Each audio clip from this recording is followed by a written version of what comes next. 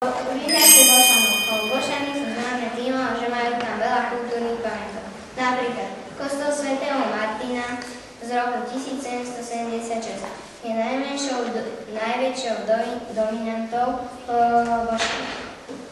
Kultúrny dom slúži aj ako kino. Okrem Zošov Bošany je tu aj Mošov Bošany, základná umelecká škola. Keď si chcete ísť zašportovať, môžete ísť na hokejbalové ihrisko alebo na futbalové ihrisko.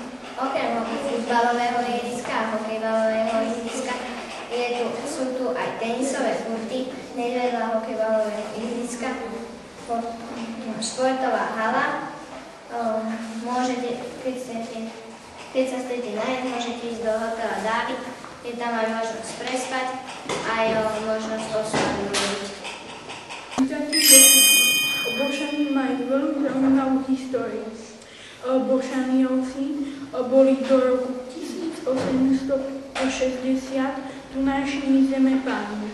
V roku 1857 založil Adolf Schmidt tunajšie koželúčky. Potom ich odkúpil Baťa. Boli sme v Bošani.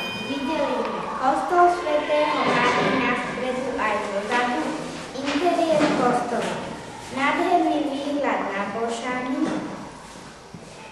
a starší aj mladší kaštieľ. S maličkou mapou trafíte do Bošňa veľmi rýchlo. O hoteli Dávid je známe hranie skôšu, ubytovanie a reštaurácia.